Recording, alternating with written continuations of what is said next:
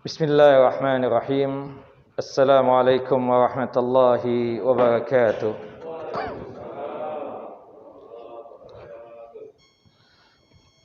Alhamdulillah alladzi bi ni'matihi tatimmus shalihat wa usalli wa usallim ala nabiyil karim Muhammad bin Abdullah wa ala alihi wa sahbihi wa man tabi'u ila yaumiddin.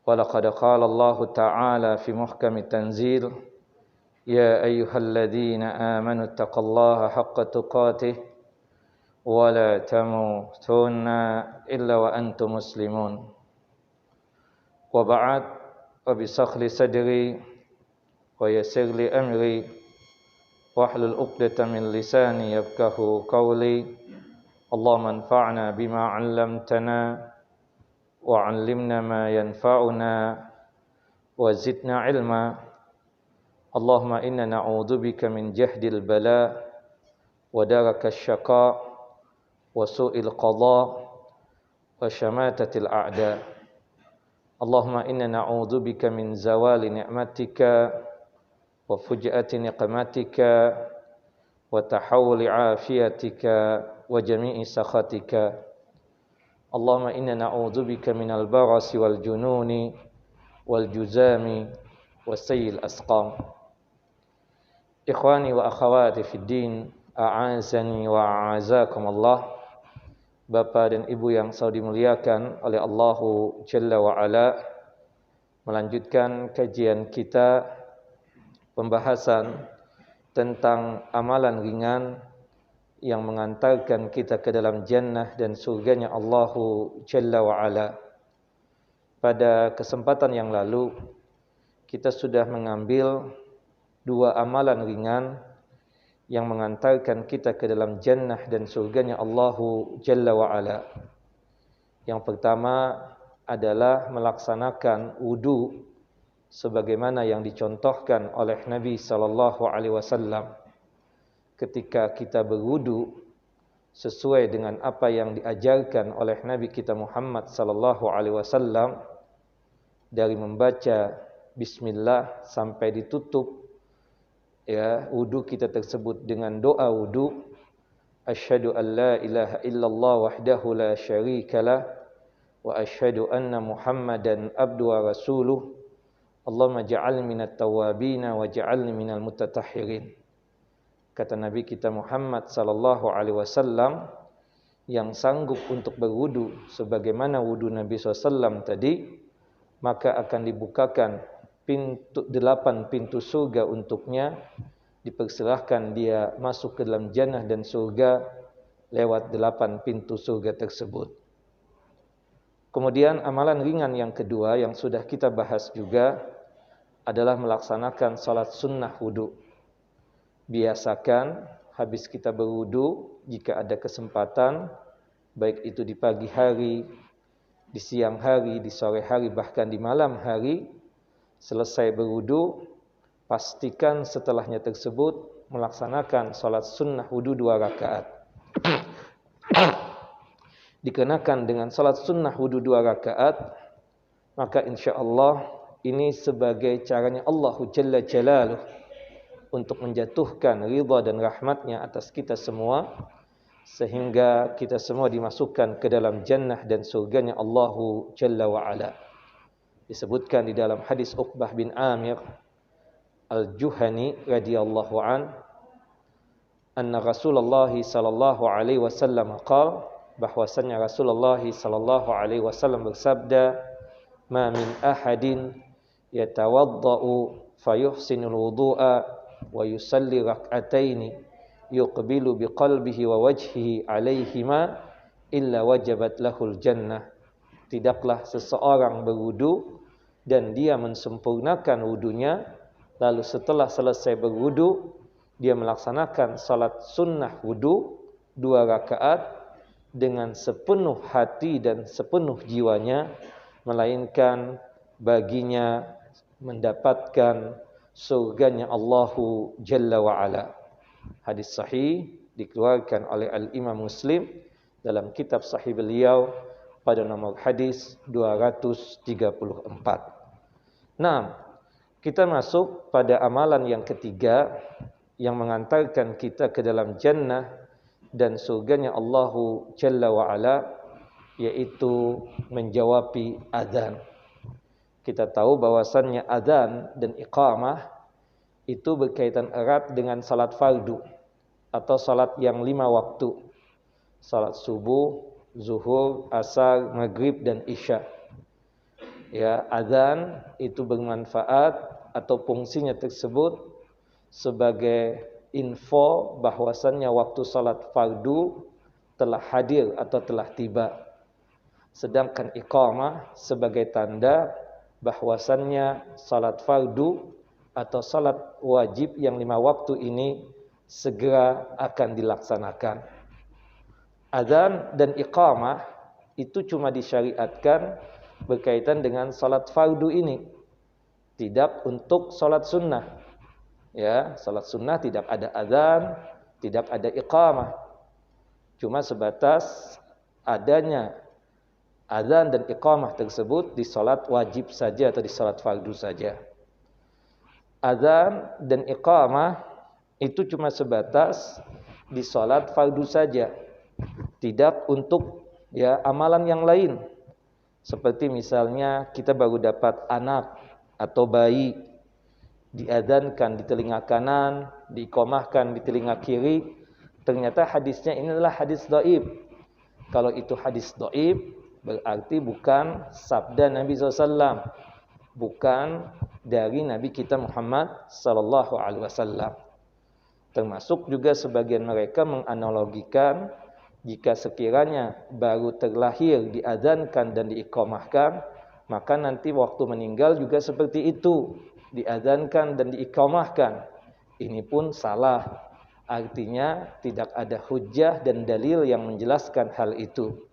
Karena kita tahu mengazankan bayi saja di telinga kanannya dan mengiqamahkan bayi tersebut di telinga kirinya, hadisnya dhaif, bukan dari sabda Nabi SAW.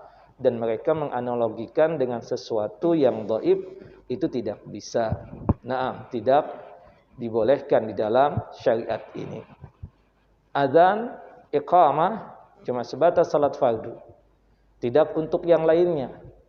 Jangan karena mendapatkan musibah, banjir, kebakaran atau yang lainnya dia melakukan azan. Tidak benar seperti ini. Ya. Seharusnya ketika seseorang mendapatkan musibah, yang dia ucapkan adalah kalimatul istirja. Inna lillahi wa inna ilaihi raji'un. Allahumma ajurni fi musibati wa akhlif li khairun minha. Sesungguhnya kita ini milik Allah dan pasti akan kembali kepada Allahu Jalla wa Ala. Kita berharap dengan musibah yang menimpa kita tersebut sebagai caranya Allah Jalla Jalaluh untuk menganugerahkan pahala dan hasanat untuk kita, dan semoga kita diganti yang lebih baik daripada musibah yang kita dapatkan. Azan dan iqamah khusus untuk salat fardu, bukan untuk memberangkatkan orang naik haji, ya kan, seperti itu. Ya, memberangkatkan orang haji atau umrah itu berkaitan dengan doa safar. Jadi yang safar, yang berangkat ke kota suci Makkah, nanti membaca doa safar, bukan dengan cara azan dan iqamah tersebut. Yang jelas, azan dan iqamah tersebut cuma sebatas berkaitan dengan syariat salat fardu atau salat yang 5 waktu. Nah, kemudian azan dan iqamah ini khusus untuk laki-laki. Jadi yang menjadi muadzin itu laki-laki. Tidak boleh perempuan, ya. Makanya wanita yang sholat sendirian di rumah itu tidak perlu azan, tidak perlu iqamah. Para ulama berdebat, berikhtilaf, jika sekiranya di rumah tersebut wanita bikin jamaah wanita, imamnya wanita, makmumnya wanita, apakah perlu azan, apakah perlu iqamah? Terjadi perdebatan. Ada 3 pendapat. Ada yang mengatakan disyariatkan untuk azan dan iqamah. Ada pendapat yang kedua membolehkan. Adzan dan iqamah. Ada pendapat yang ketiga mengatakan ya tidak ada adzan ya, tapi boleh untuk apa? Iqamah. Ya. Artinya ada yang mengatakan bahwasannya disyariatkan, ada yang mengatakan bahwasannya disyariatkan itu artinya dibolehkan untuk dia tersebut adzan dan iqamah. Kemudian ada yang mengatakan bahwasannya tidak boleh adzan, tidak boleh iqamah. Ada yang mengatakan adzan yang tidak boleh, iqamah boleh. Walhasil ya ini pilihan jika sekiranya ada jamaah wanita salat berjamaah di rumah mereka. Imamnya wanita, makmumnya wanita, pastikan tidak ada adzan. Tapi untuk iqamah pilihan. Boleh iqamah, boleh tidak. Seperti itu. Wallahu a'lam. Nah, yang jelas aslinya yang melantunkan adzan, yang melantunkan iqamah itu adalah laki-laki. Nah, kita yang mendengar adzan dianjurkan untuk menjawab adzan tersebut.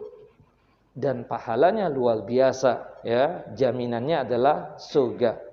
Sebagaimana yang disebutkan di dalam hadis Umar bin Khattab radhiyallahu an, dan disebutkan juga di dalam hadis Abu Sa'id Al-Khudri radhiyallahu an dan hadis Abdullah bin Amr bin As radhiyallahu anhuma.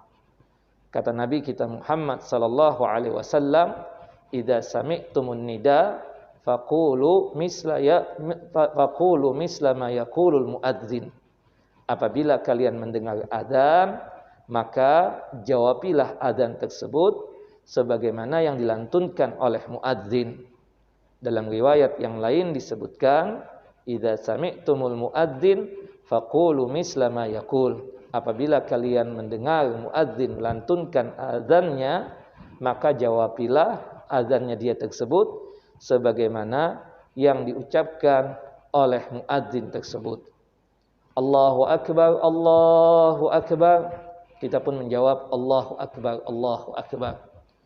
Asyhadu an la ilaha illallah. Kita pun menjawab asyhadu an la ilaha illallah. Asyhadu anna Muhammadar Rasulullah. Kita pun menjawab asyhadu anna Muhammadar Rasulullah. Kecuali berkaitan dengan hayy 'alataini. Hayy 'alataini itu adalah hayy 'alas shalah dan hayy 'alal falah. Ketika muadzin melantunkan hayy 'alataini, maka kita menjawab la haula wala quwata illa billah. Hayy 'alas shalah, la haula wala quwata illa billah. Hayy 'alal falah, kita menjawab la haula wala quwata illa billah. Nah, di salat subuh tadi ada namanya taswib. Taswib itu adalah apa? As-salatu khairum minan naum. As-salatu khairum minan naum. Kita menjawab apa? As-salatu khairum minan naum. Kata Rasulullah, faqulu misla ma yaqulul muadzin.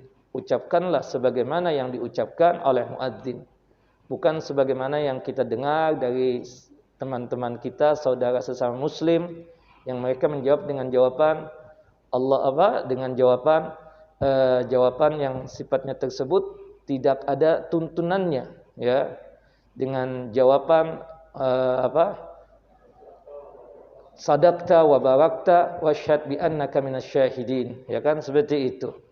Itu tidak ada tuntunannya dari Nabi kita Muhammad sallallahu alaihi wasallam. Yang benar kembalikan kepada 3 hadis umum yang di mana Rasulullah sallallahu alaihi wasallam mengatakan, faqulu misla ma yaqulul muadzin.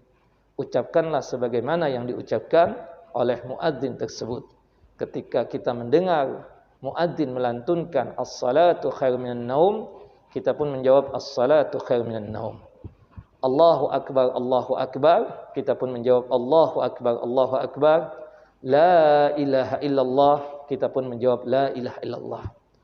Kata Nabi kita Muhammad SAW di dalam hadis Umar bin Khattab radhiyallahu an, ketika kita sanggup untuk menjawab azan dengan tulus ikhlas yang keluar dari qalbu kita, dari hati kita, dakhalal jannah, maka jaminan surga untuk kita semua. Nah, seperti itu yang dikatakan oleh Nabi kita Muhammad SAW dalam riwayat yang lain yang dikeluarkan oleh Imam Ahmad dan juga oleh Al-Imam An-Nasa'i, man qala misla ma qala hadza yaqinan dakhalal jannah.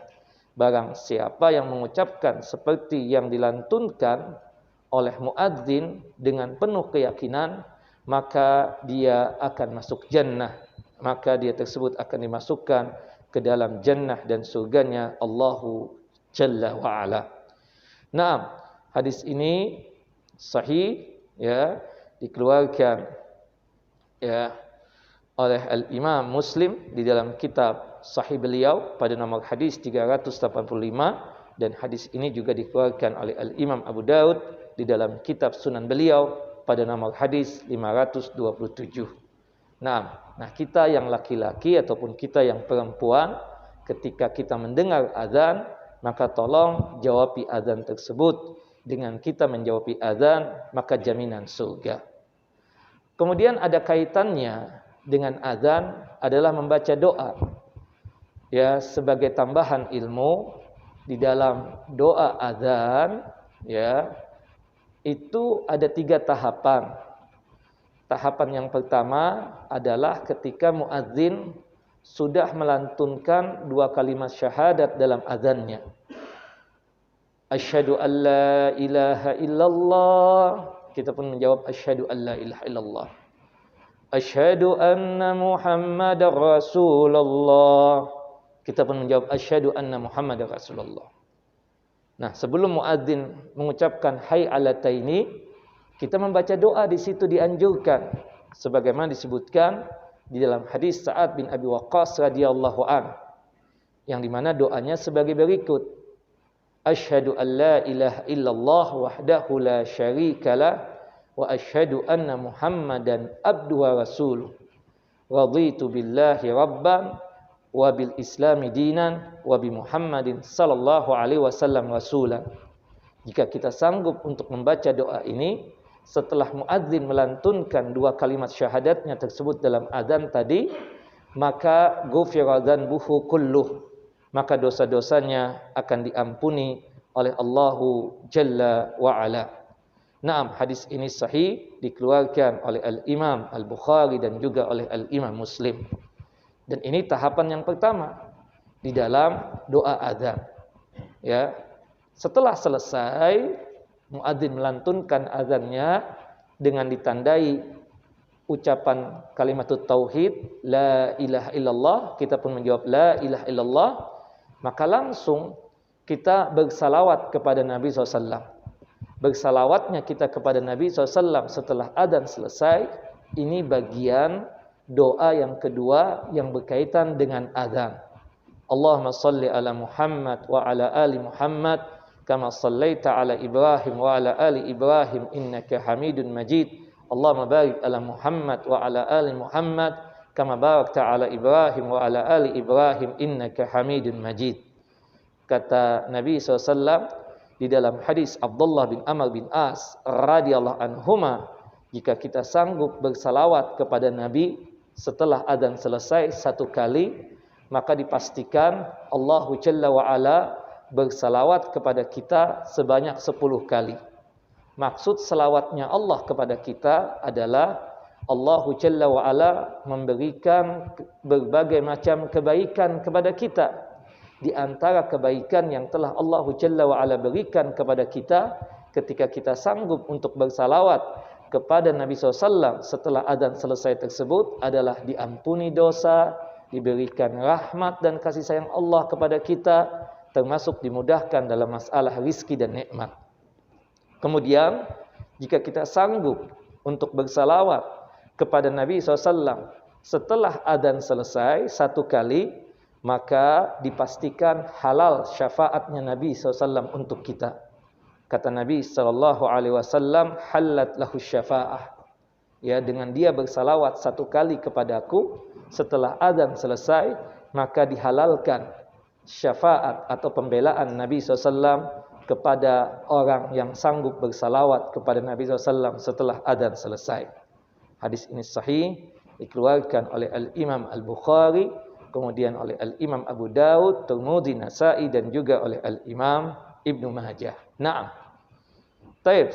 Itu tahapan yang kedua di dalam doa azan, yaitu bersalawat kepada Nabi sallallahu alaihi wasallam. Tahapan yang ketiga, ini doa yang sering kita dengar dari hadis Jabir bin Abdullah radhiyallahu an, hadis yang dikeluarkan oleh Imam Muslim, Abu Daud, Tirmidzi dan juga oleh Al-Imam An-Nasa'i. Doanya berbunyi sebagai berikut.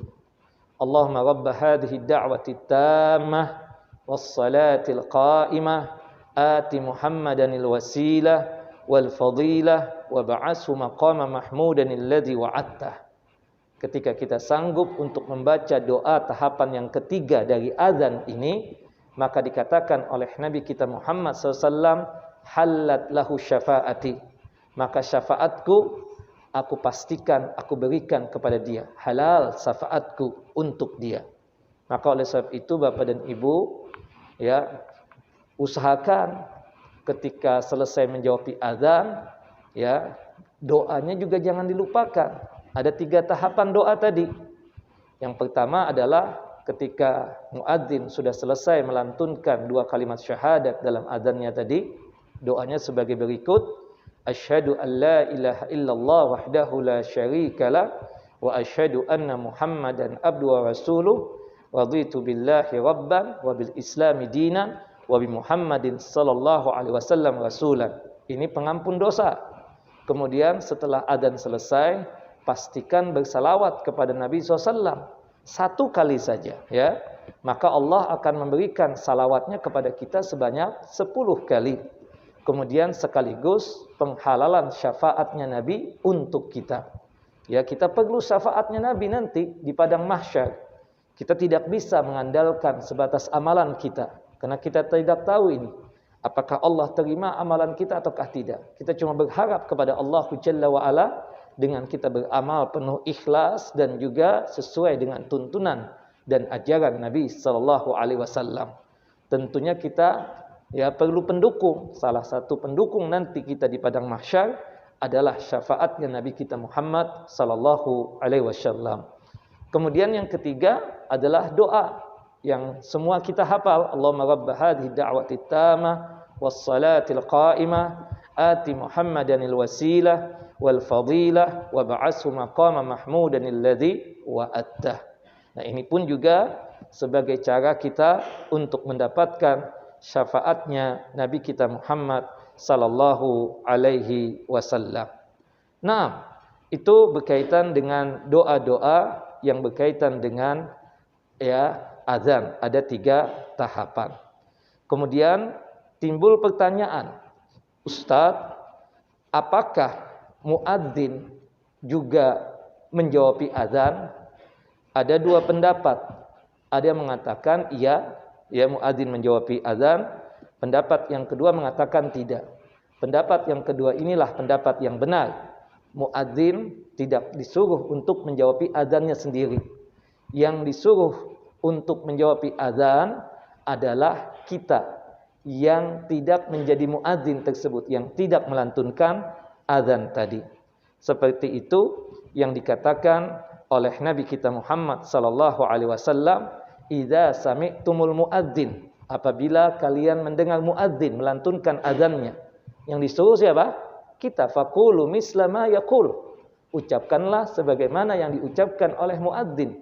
Bukan muadzinnya yang disuruh untuk menjawab azan. Jadi kita katakan di sini yang membaca atau menjawab azan tersebut kita yang tidak melantunkan azan. Adapun muadzin tidak, ya, dianjurkan untuk menjawab azannya dia sendiri. Nah, kemudian, ya, pertanyaan yang kedua, ya, apakah iqamah juga kita menjawab azan?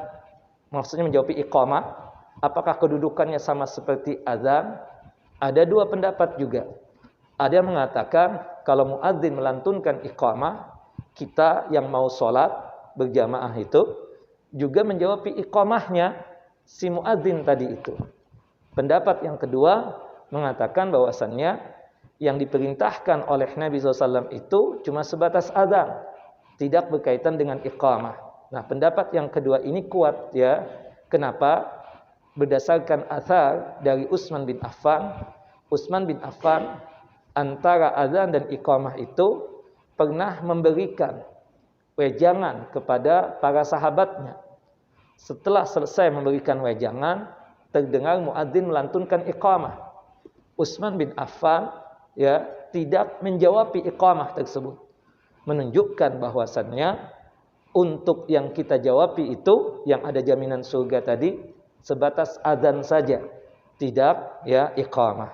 Tapi di sini kita katakan ada khilaf di kalangan ulama tentang masalah itu. Nah, kemudian selanjutnya, wahal musalli yujibu al muadzin, apakah orang yang sedang sholat dia menjawabi azan juga? Lagi sholat nih, kan kadang ada tuh yang sedang melaksanakan sholat. Nah, tentunya di sini ya para ulama mengatakan ada beberapa hal berikut ini. Kata mereka ya ada 3 pendapat.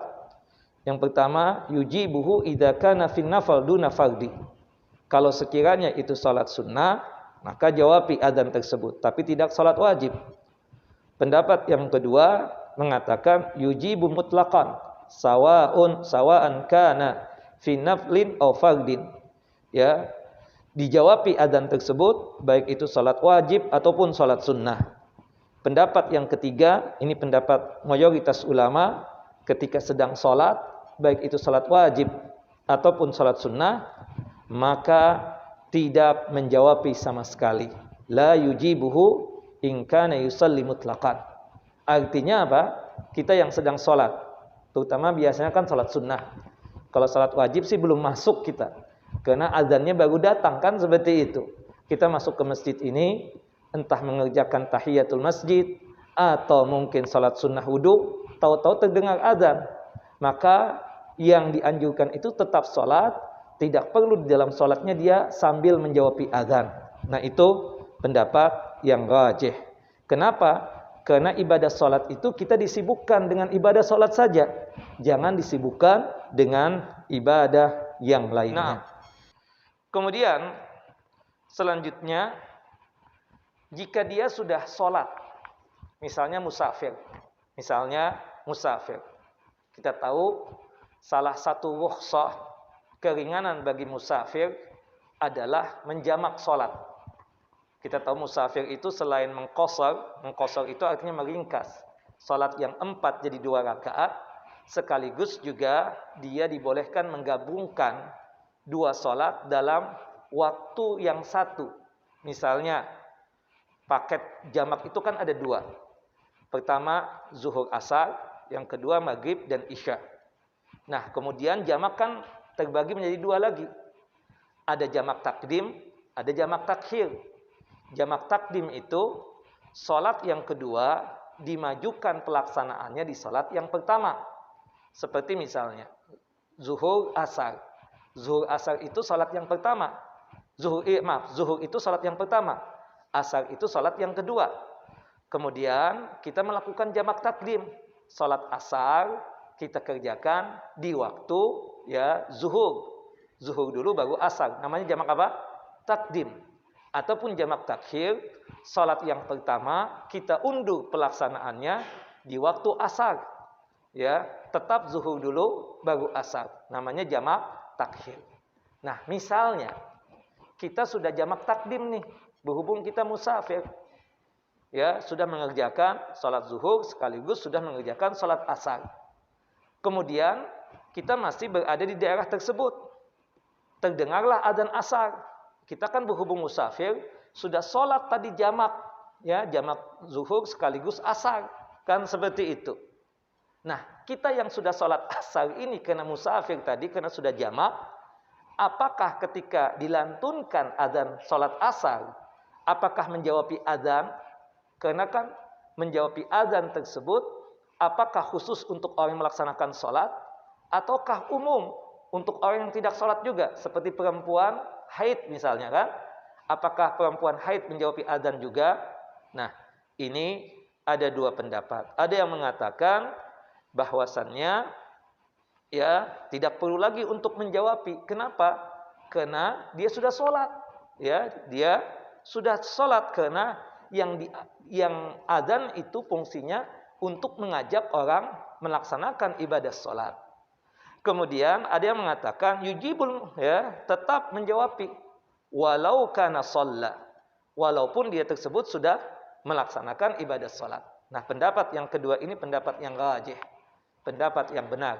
Meskipun kita sudah sholat, meskipun kita tersebut, maaf, seperti perempuan yang lagi halangan, haid atau nifas, dia tersebut tidak sholat, tetap dianjurkan untuk menjawabi azan tersebut.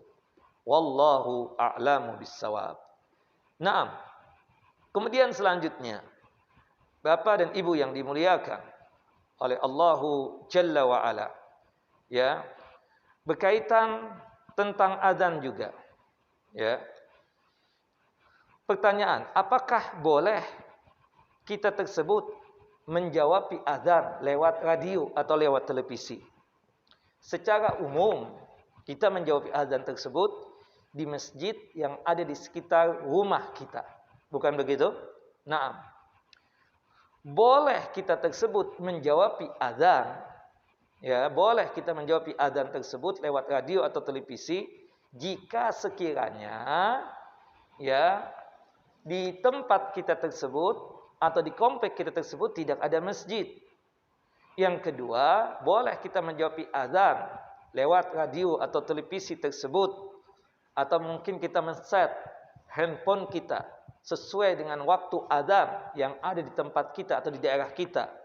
Maka tidak mengapa kita tersebut menjawab azan lewat radio atau lewat televisi tersebut, asal waktunya sesuai dengan waktu azan atau waktu salat yang ada di daerah kita tersebut.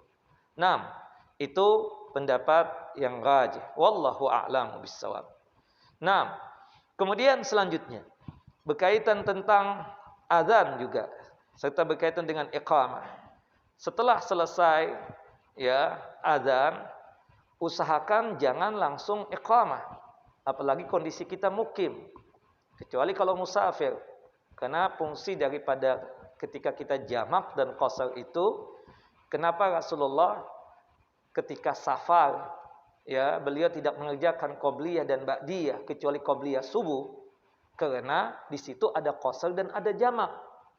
Karena ada jamak dan qasar, maka qobliyah dan ba'diyah tidak ada, bukan karena safarnya. Makanya kalau kita lihat, kok qobliyah subuh tetap dikerjakan oleh Nabi meskipun beliau musafir. Karena salat subuh tidak ada apa? Tidak ada jamak dan tidak ada qasar. Maka oleh sebab itu, Bapak dan Ibu yang dimuliakan oleh Allahu Jalla wa Ala, usahakan antara azan dan iqamah tersebut ada jeda. Nah, jedanya itu digunakan untuk apa? Yang pertama kita gunakan untuk melaksanakan salat sunnah qobliyah. Usahakan untuk melaksanakan apa? Salat sunnah qobliyah.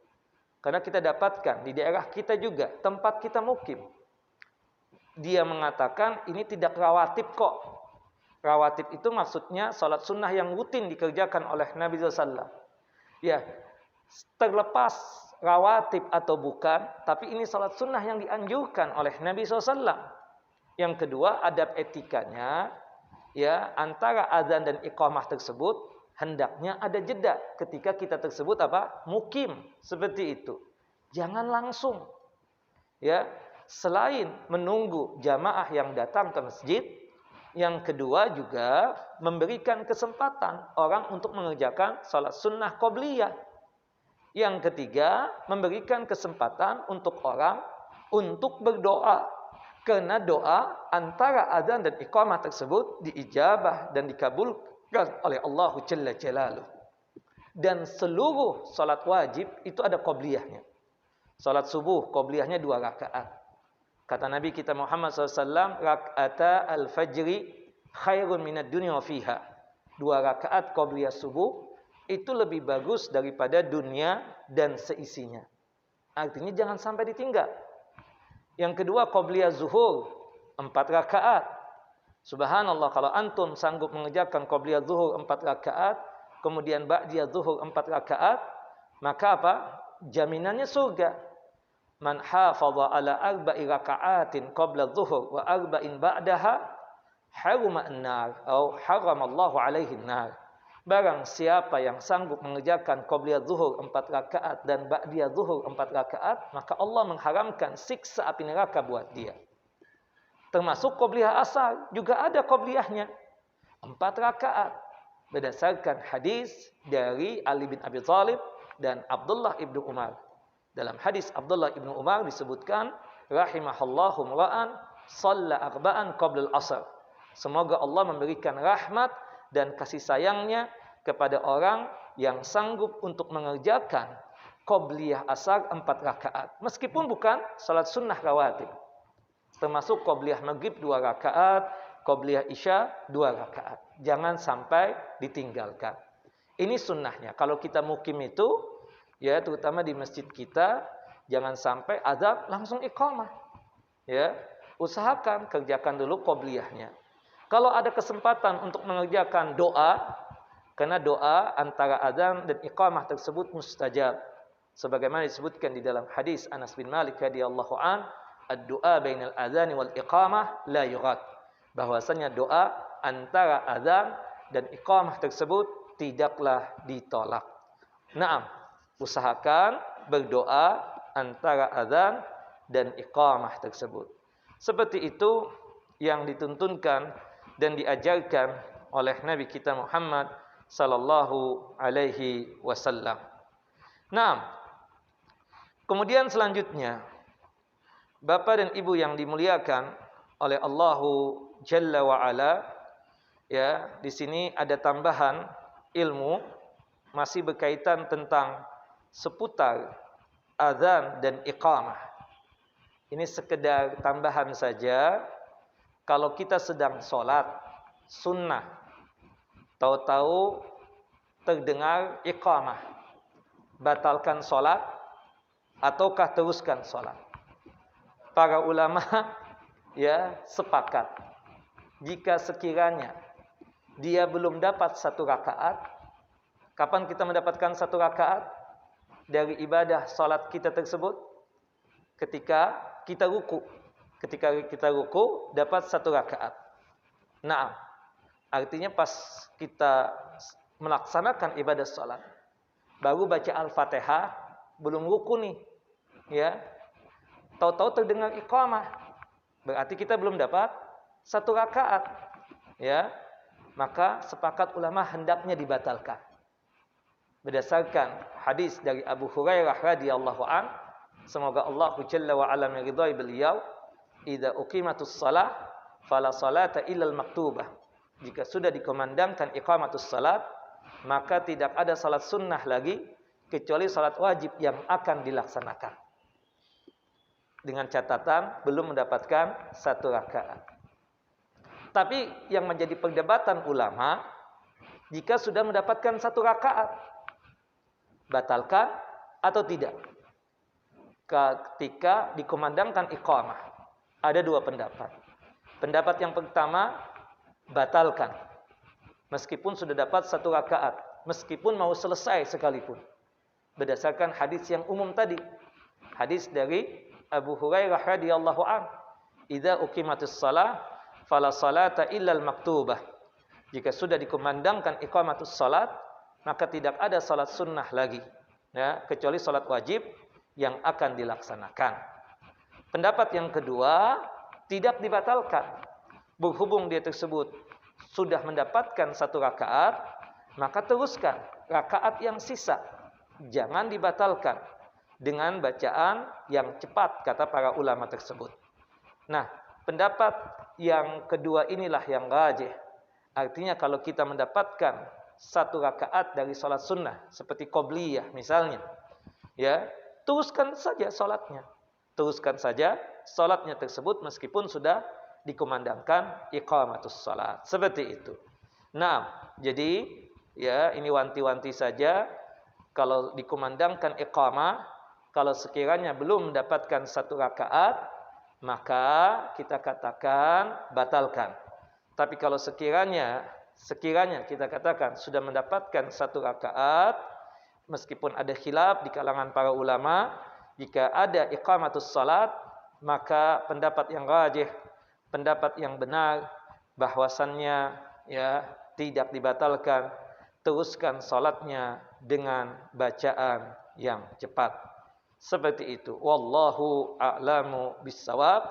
Ini kira yang berkaitan dengan pembahasan kita kali ini, berkaitan tentang amalan ringan yang mengantarkan kita ke dalam jannah dan surganya Allahu Jalla wa'ala, yaitu menjawabi azan.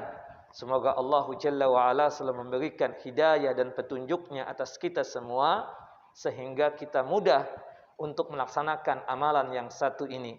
Mudah-mudahan dengan kita suka menjawab azan, mudah-mudahan ini sebagai caranya Allahu Jalla Jalaluh untuk menjatuhkan ridhanya dan rahmatnya atas kita semua, sehingga kita semua dimasukkan ke dalam jannah dan surganya Allah Subhanahu wa ta'ala.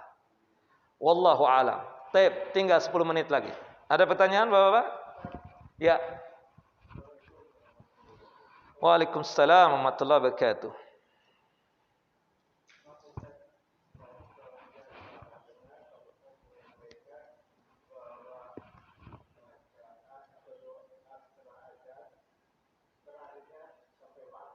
Iya. Ada tambahan wa innaka la tukhliful mi'at. Apakah sahih, apakah dhaif? Nah, ada dua pendapat tentang masalah itu. Ulama hadis, mayoritas ulama hadis mengatakan penambahan wa innaka la tukhliful mi'at itu dhaif. Di antara yang mendhaifkan tersebut adalah Syekh Nasiruddin Albani rahimahullah rahmatan wasi'ah. Sebagian ulama hadis dan atau sebagian ulama secara umumnya seperti Syekh Abdul Aziz bin Baz itu menghasankan. Menghasankan itu artinya menganggap bahwasanya tambahan itu sahih. Wa innaka la tukhliful mi'ad. Walhasil ada perdebatan di kalangan para ulama. Kalau saya pribadi mengambil pendapat mayoritas ulama hadis bahwasanya penambahan tadi itu adalah penambahan yang derajatnya itu lemah, bukan dari ajaran Nabi SAW. Meskipun saya menghormati Bapak misalnya. Jika Bapak, saya Ustaz ingin baca. Karena mengambil pendapatnya Syekh Abdul Aziz bin Baz tadi itu boleh enggak? Boleh, silakan. Tidak mengapa yang demikian. Cuma kalau kita kan melihat dari sudut pandang hadis, ya kan? Sesuai dengan ilmu yang kita miliki. Artinya, ya saya mencukupkan sampai wa'attah saja. Tidak membaca seterusnya. Wa innaka la tukhliful mi'at. Karena wa innaka la tukhliful mi'at tersebut, penambahan ini ada perdebatan di kalangan para ulama. Wallahu a'lamu bissawab. Seperti itu, Pak. Ya.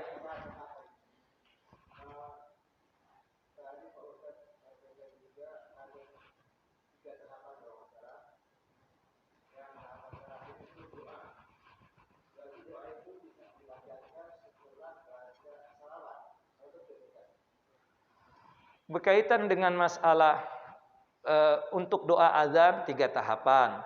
Oke ya. Ini sebelum urutannya nih. Pertama, setelah 2 kalimat syahadat dari muadzin. Yang kedua, setelah azan selesai yaitu bersalawat. Tahapan kedua itu doa azan. Yang ketiga, doa yang ma'ruf tadi itu, hadis Jabir. Allahumma rabb hadhihi da'wati tamma was salatil qa'imah ati Muhammadin wasilah wal fadilah wa ba'athu maqaman mahmudan alladzi wa'adtah. Nah, setelah itu apakah kita berdoa lagi ataukah melaksanakan salat sunnah qabliyah? Itu pertanyaannya, Pak? Ya. Yang dianjurkan adalah melaksanakan salat sunnah qabliyah dulu. Karena dari qabliyah tersebut ada yang rawatib, yang rutin dikerjakan oleh Nabi seperti qabliyah subuh. Nah, kalau sekiranya kita sudah melaksanakan salat sunnah qabliyah, jika masih ada waktu nih belum iqamah, dianjurkan Bapak berdoa secara umum. Berdoa secara umum itu tentang dunia, tentang akhirat. Mau bahasa Arab ataupun bahasa Indonesia. Mau dari Al-Quran ataupun hadis Nabi Sallallahu Alaihi Wasallam. Karena doa antara azan dan iqamah tersebut diijabah dan dikabulkan oleh Allahu Jalla wa'ala. Seperti itu, Pak. Nah, begitu Pak? Nah,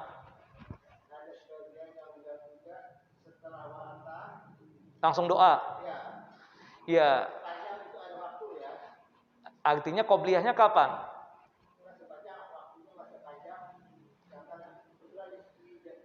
Ya kalau kita tahu waktu, Pak. Masalahnya ada masjid yang tidak seperti masjid antum ini. Asumsinya. Tayyib. Khawatirnya kan ini pilihan. Kalau kita bicara Rasulullah itu gimana sih? Ya kan? Kita lihat Rasulullah ya. Yang setahu saya wallahu a'lam berdasarkan hadis yang sahih, setelah membaca doa itu beliau melaksanakan salat apa? Qobliyah. Setelah itu apa? Baru doa. Nah, itu yang dilakukan juga prakteknya oleh sahabat. Ya kan? Seperti itu. Jadi, doa itu kan banyak tempat-tempat dan waktu-waktu yang terijabah. Tidak mesti antara adzan dan iqamah. Saya paham maksudnya si ustadz itu, ini kesempatan kita nih doa nih, mustajab kan begitu. Tapi kita secara tidak langsung takutnya mengabaikan sholat qobliyah itu. Padahal kita tahu nih, dari qobliyah tersebut ada jaminan surga juga. Nah, jadi yang mana yang kita dahulukan? Sholat. Karena praktek yang dilakukan oleh Nabi dan para sahabat ridwanullah ajma'in adalah apa? Qobliyah. Nah, jika ada waktu. Nah, tadi kan Bapak asumsi tadi. Jika ada waktu. Saya membalik lagi. Jika ada kesempatan, ada waktu juga, belum iqamah, nah ini kesempatan kita untuk berdoa. Kalau Bapak nggak sempat doa, kan masih ada kesempatan nanti di dalam sholat. Waktu sujud, boleh doa kan? Mustajab juga doa. Kemudian sebelum salam, juga apa Pak? Doa juga. Jadi banyak waktunya. Jadi di dalam kalau kita kaitkan sebelum sholat wajib antara adzan iqamah, doa ada. Jika ada kesempatan, aduh sudah iqamah nih, nanti doa. Waktu apa? Sujud jika ada kesempatan. Tapi kalau imamnya sudah ngangkat ya, sudah berdiri, kita nggak boleh memperpanjang doa kita waktu sujud karena kita berjamaah dengan imam. Kalau kita pingin panjang sendirian kan seperti itu. Sebelum salam juga dianjurkan untuk apa Pak? Berdoa. Nah, jadi kalau untuk doa itu banyak. Nggak ada kesempatan juga Ustadz. Nanti salat sunnah. Salat sunnah kan ada sujud dan ada sebelum salam juga. Kalau antum merasa belum puas nih doanya. Kalau habis salat wajib Ustadz gimana? Zikir dulu. Zikir dulu. Tapi boleh nggak anak doa Ustadz? Boleh, nggak ada masalah. Yang nggak boleh itu ya, yang pertama dipimpin. Itu yang nggak boleh. Masing-masing doa kita boleh. Tapi juga jangan menghususkan. Seakan-akan itu bagian daripada zikir setelah sholat wajib. Seperti misalnya, kita mendoakan orang tua kita baik. Tapi kita mendoakan itu selalu disisipkan dengan zikir setelah sholat wajib. Rabbi firli wali walidayya warhamhuma kama rabbayani shaghira. Seakan-akan itu bagian daripada zikir setelah sholat wajib. Nah, itu yang dikritikkan seperti itu. Alangkah baiknya kita ganti, silih berganti. Oh, hari ini mendoakan orang tua, kemudian ini mendoakan umum, Rabbi auzi'ni an ashkura ni'mataka allati an'amta alayya, atau doa yang lainnya. Nah, kata Al-Imam Ibnu Qayyim, kalau kita nggak puas juga dalam masalah doa, nanti ya setelah selesai salat sunnah, ya kan? Ya, setelah selesai salat sunnah, monggo antum mau doa lagi, seperti itu. Selain di sujud dan sebelum salam, ini kan umum, mau salat wajib ataupun salat sunnah. Tapi kalau kita nggak puas juga doa, masih ingin doa lagi nih, setelah selesai salat sunnah. Jelas apa? Banyak waktunya kita untuk doa. Tapi kalau qobliyah, sedikit kan? Maka lebih bagus apa? Qobliyah. Sekaligus juga mengamalkan sunnah Nabi SAW. Karena prakteknya Nabi SAW itu adalah apa? Qobliyah dulu. Bukan apa? Langsung doa seperti itu. Karena kalau misalnya asumsi ada waktu, belum tentu semua masjid kita paham nih. Jangan-jangan nggak ada waktu. Ujung-ujungnya apa? Qobliyah ketinggalan. Karena kita tahu 22, nanti kita membahas sholat sunnah rawatib ya. Dari 12-nya itu ada jaminan surga buat kita. Kan emang sayang kalau kita tinggalkan begitu saja. Nanti kita bahas Pak. Di amalan ringan yang selanjutnya berkaitan dengan salat sunnah rawatib. Nah, ada yang lain? Ya. Ya.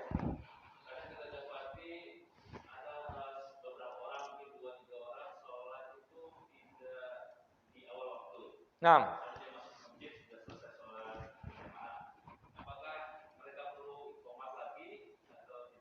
kalau iqamat iya.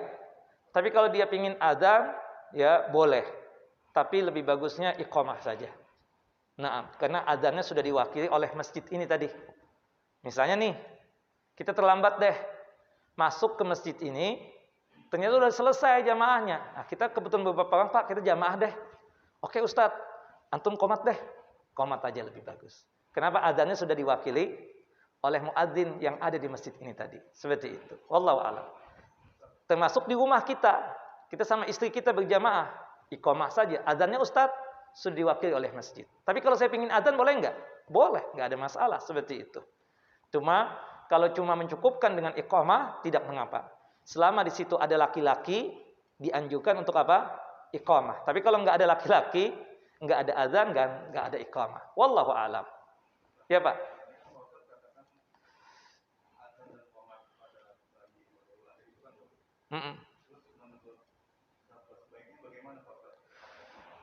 Kita memang bersyukur kepada Allah Jalla wa Ala pada saat mendapatkan anugerah bayi tersebut. Yang dituntunkan dan diajarkan oleh Nabi SAW ketika kita mendapatkan nikmat, baca apa? Alhamdulillah alladzi bi ni'matihi tatimmus salihat. Segala puja-puji hanya milik Allah Jalla wa Ala. Dengan nikmatnya sempurnalah berbagai macam kebaikan. Nah, kalau sekiranya Bapak tadi sudah lama menunggu, ternyata dapat cucu juga nih ujung-ujungnya kan seperti itu. Karena keinginan yang lama tadi, boleh nggak anak Ustadz sujud syukur? Nah, karena keinginan yang nikmat yang luar biasa, penantian yang begitu lama, monggo silahkan. Tapi kalau orang yang, maaf ya, yang setiap tahun dapat anak ya, nggak perlulah. Ini kan sujud syukur itu, kalau kita mendapatkan nikmat di luar daripada kebiasaan kita, Pak. Kita tahu setiap bulan dapat gaji kan, dengan hitungan 50 juta misalnya Bapak. Tahu. Tapi bulan ini, subhanallah 200 juta Bapak dapat. Wajar Bapak bersyukur untuk sujud syukur seperti itu. Nah, tapi kalau yang berkaitan dengan anak tadi, wujud syukur kita dengan membaca tahmid, pujian kepada Allahu Jalla Jalaluh. Jadi tidak ada azan dan juga tidak ada iqamah. Seperti itu. Termasuk kita yang datang. Saya datang kepada Bapak mendoakan semoga anak ini betul-betul menjadi anak yang diharapkan, menjadi anak yang soleh dan solehah, yang diberikan keberkahan oleh Allahu Jalla wa Ala. Orang tuanya mendapatkan keberkahan dari anak ini dengan kehadiran ini anak seperti itu. Wallahu a'lam bishawab. Jadi tidak ada doa khusus kita dapat anak, enggak ada.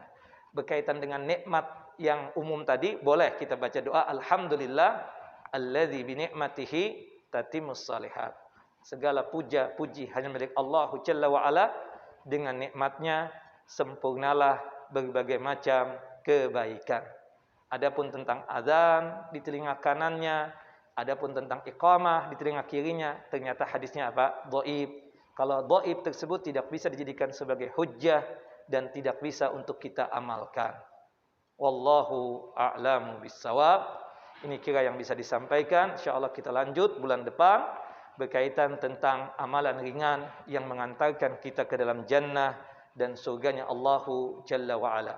Wassallallahu ala nabiyina Muhammad wa ala ali Muhammad kama sallaita ala Ibrahim wa ala ali Ibrahim innaka Hamidun Majid. Allahumma barik ala Muhammad wa ala ali Muhammad kama barakta ala Ibrahim wa ala ali Ibrahim innaka Hamidun Majid. Subhanakallahumma wa bihamdika asyhadu an la ilaha illa anta astaghfiruka wa atubu ilaik. Wassalamualaikum warahmatullahi wabarakatuh.